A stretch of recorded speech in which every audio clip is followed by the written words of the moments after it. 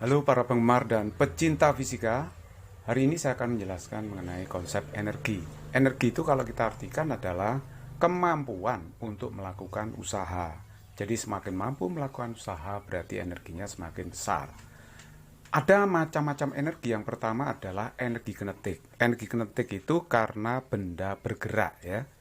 Kalau bergerak pasti dia punya energi kinetik. Jadi kalau misalkan ada benda bermassa M bergerak dengan kecepatan V, maka energi kinetik benda tersebut adalah setengah mv kuadrat. EK itu menyatakan energi kinetik dari benda tersebut, satuannya Joule, M itu massa benda, satuannya kilogram, sedangkan V itu adalah kecepatan benda, tentu saja satuannya meter per sekon.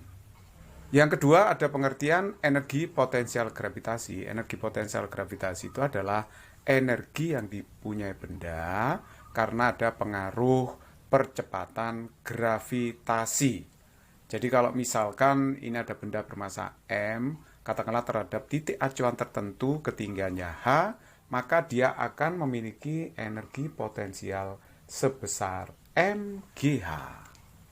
Nah, EP itu menyatakan energi potensial gravitasi, satuannya Joule, M itu massa benda, satuannya kilogram, G itu percepatan gravitasi, satuannya meter per sekon kuadrat.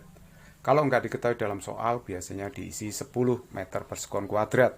H itu adalah ketinggian benda, satuannya adalah meter. Tetapi hanya ini harus jauh lebih kecil daripada jari-jari bumi. Jadi hanya itu jauh lebih kecil dari jari-jari bumi, secara umum jari-jari planet begitu ya. Oke, yang ketiga adalah ada energi mekanik. Energi mekanik itu merupakan jumlah antara energi kinetik dengan energi potensial. Hukum kekekalan energi mekanik mengatakan bahwa jumlah energi kinetik dan energi potensial selalu tetap asal selama benda bergerak tidak mendapat pengaruh gaya dari luar. Gaya dari luar itu banyak, contohnya misalkan gaya gesek, nah terus kemudian ada gaya pegas, dan sebagainya. Nah ini misalkan saya punya kelereng ya, kelereng ini saya lepas di titik puncak lintasan lengkung seperti ini.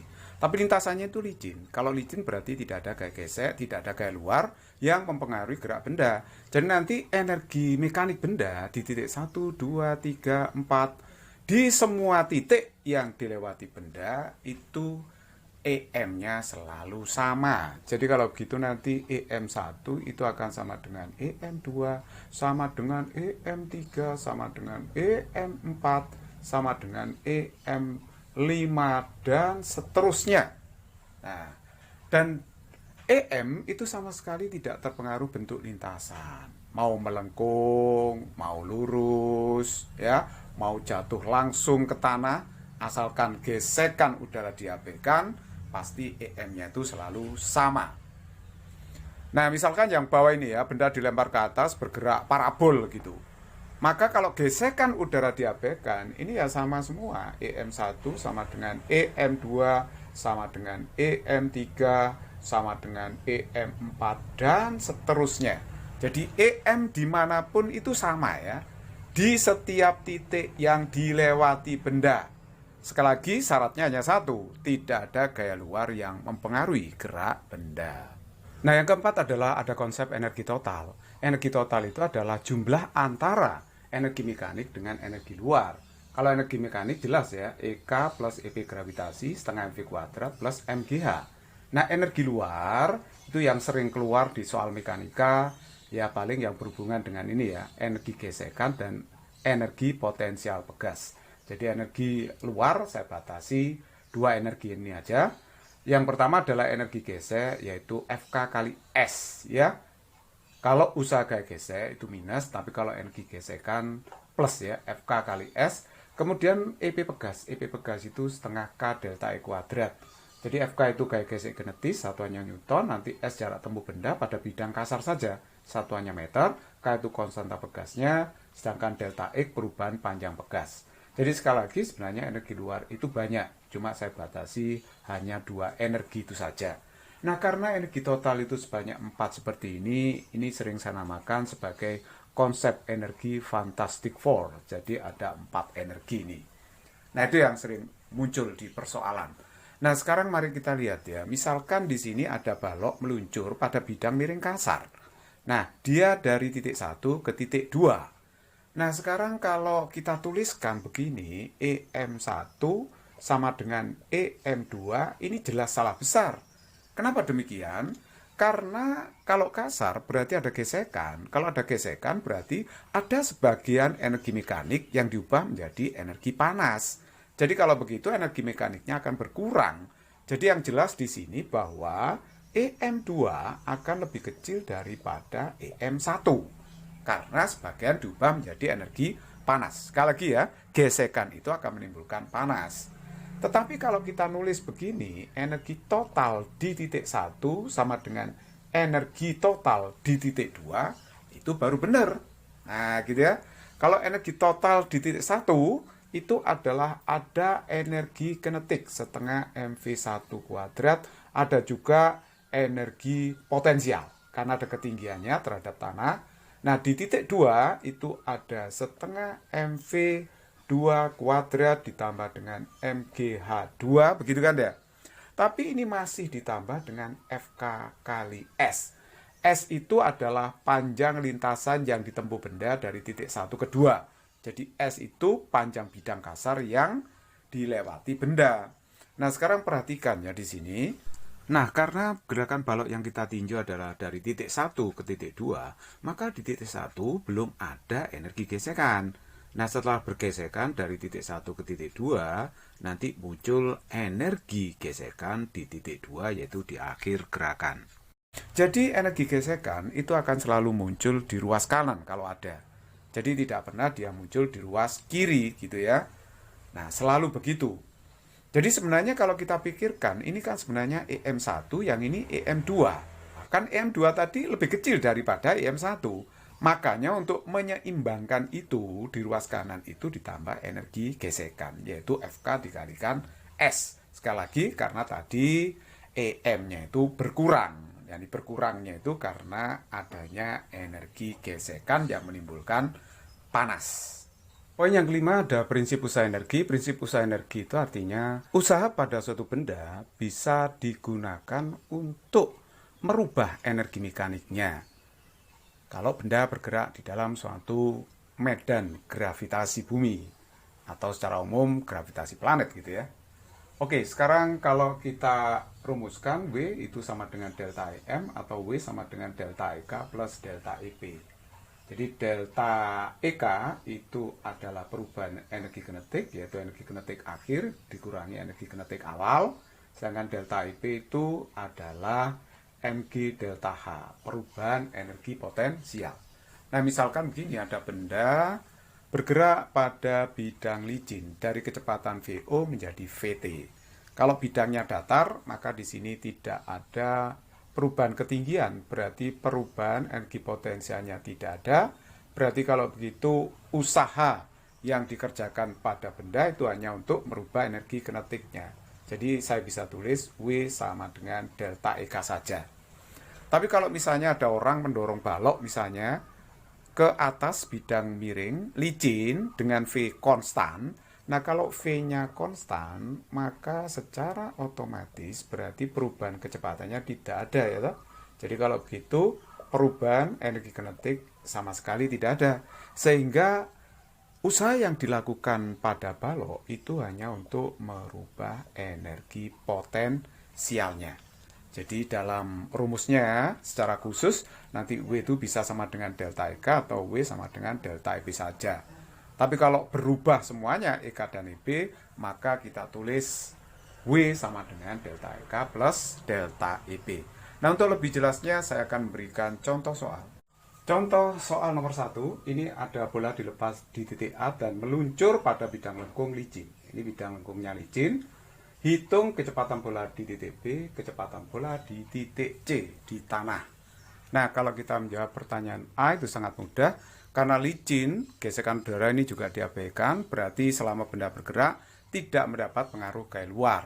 Sehingga nanti EM di titik A itu akan sama dengan EM di titik B. EM di titik A itu adalah EP saja. Karena apa? EK-nya nggak ada, dilepas dia ya. EK-nya nggak ada. Terus kemudian EM di B itu adalah EKB ditambah dengan EPB. Nah, EPA itu MGHA, EKB itu setengah MVB kuadrat, EPB itu MGHB. Jadi M-nya bisa saya coret. Nah, G-nya itu adalah kalau nggak diketahui 10 ya.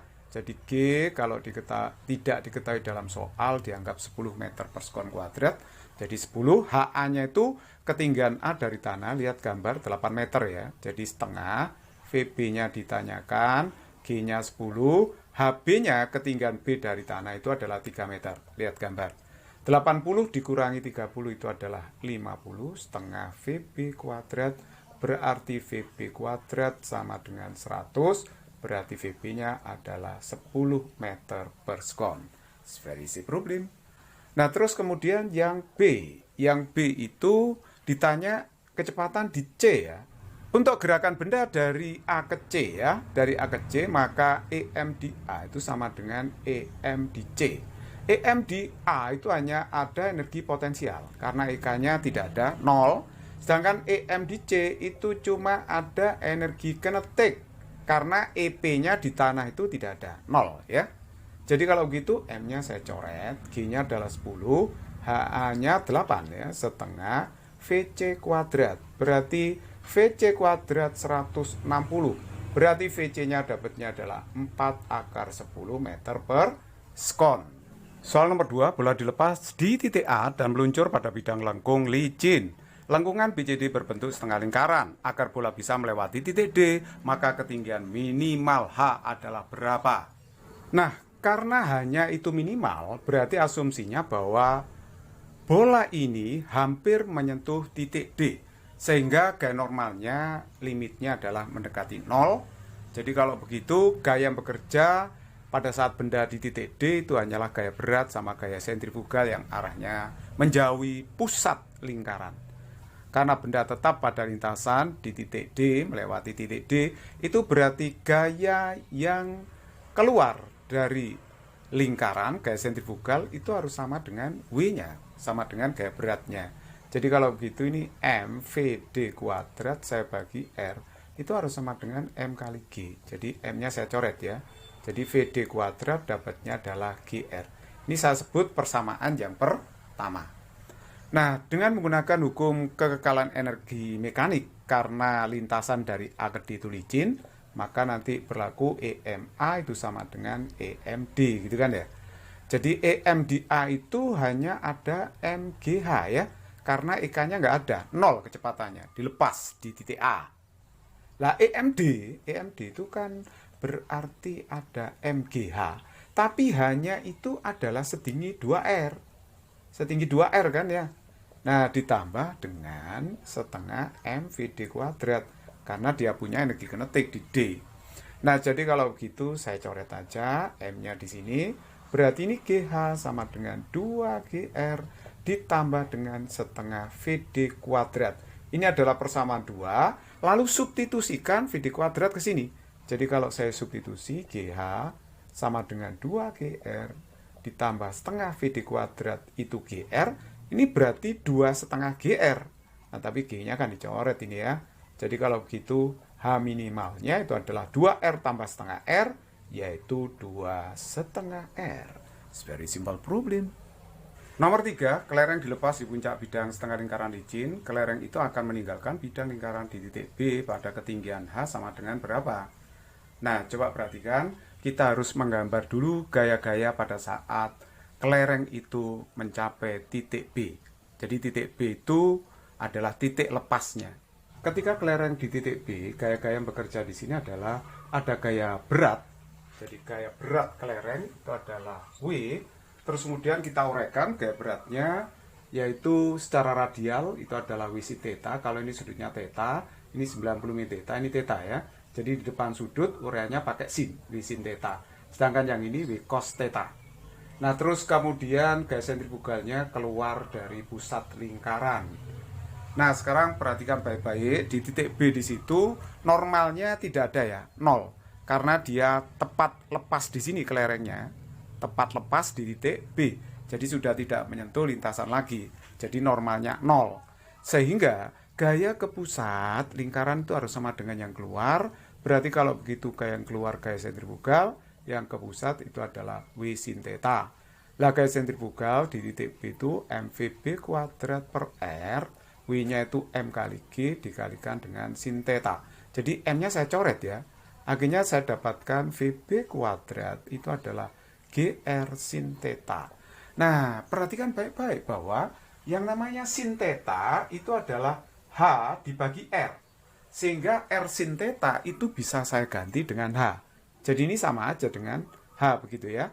Nah, ini anggap aja persamaan yang pertama begitu. Oke, nah terus kemudian dari hukum kelahiran energi mekanik, karena lintasannya ini licin, berarti EM di A itu sama dengan EM di B. EM di A itu hanya ada EP ya, jadi MGH hanya itu adalah R ya, jarak titik A ke tanah itu R ya.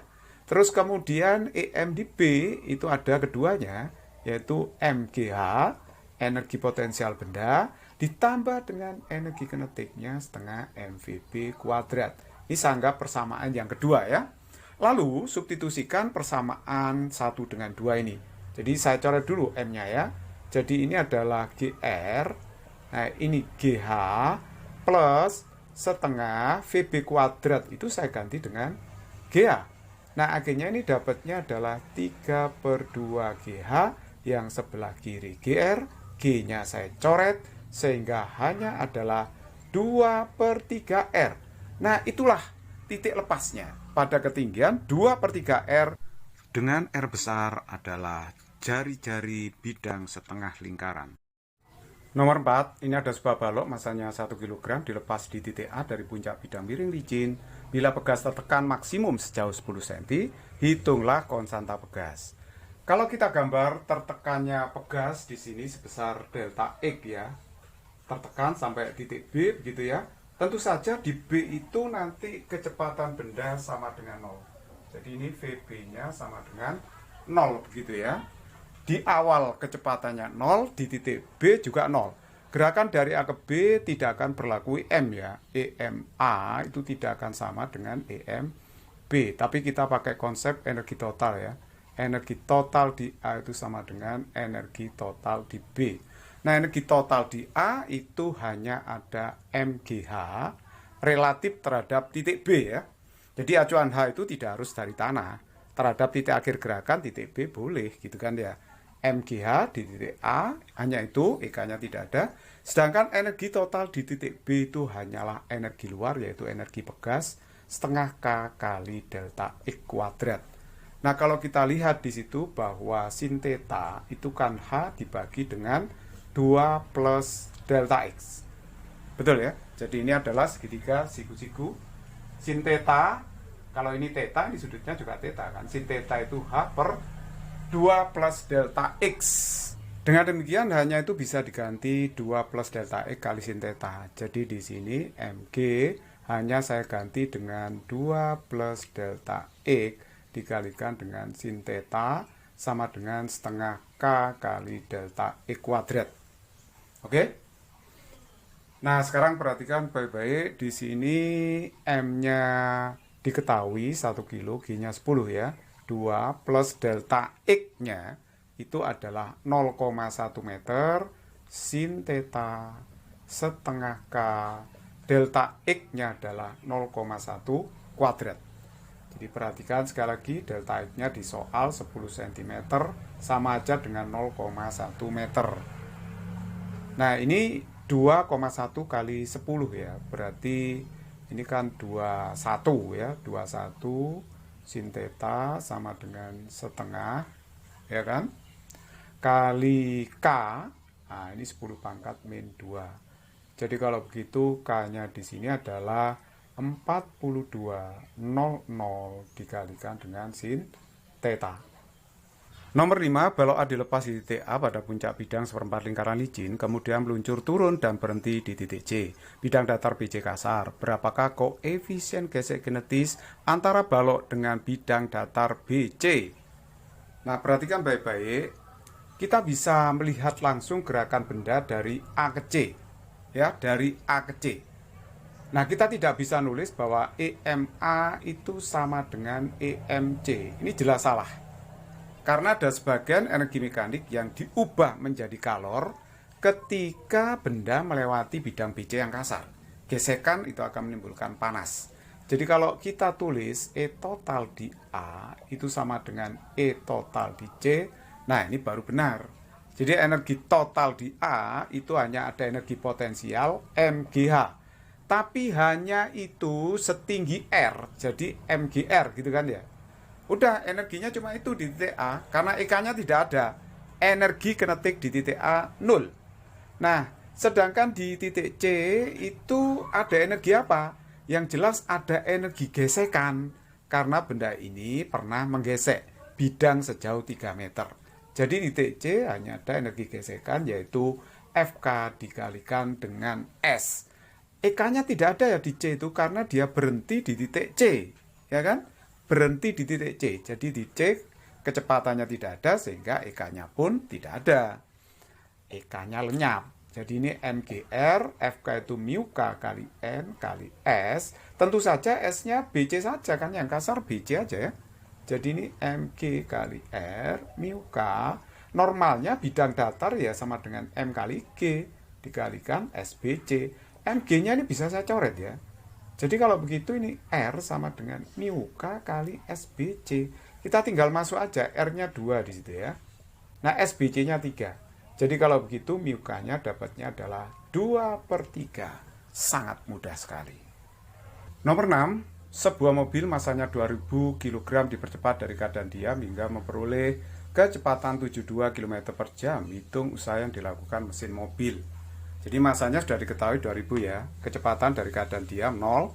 Kecepatan akhir 72 km per jam. Itu berarti 72.000 meter dibagi 3.600 kon. AC-nya 20 meter per sekon. Kita gunakan rumus tadi. W sama dengan delta EK plus delta EP. Perhatikan baik-baik bahwa dalam soal ini memang tidak ada keterangan mobil itu naik atau turun. Kita asumsikan bahwa mobil itu berjalan di jalan yang horizontal atau mendatar. Sehingga delta EP-nya itu adalah 0. Tidak terjadi perubahan energi potensial. Jadi usaha mesin hanya untuk merubah energi kinetik benda.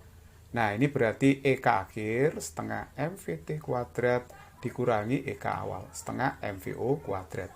Jadi ini setengah, M-nya adalah 2000, VT-nya 20 kuadrat, nah VO-nya 0. Jadi ini 0 total ya. Nah, ini hasilnya berarti 1000, ini kan, ini 400, berarti 400.000 Joule. Nah, 400.000 Joule boleh ditulis 400 kilojoule.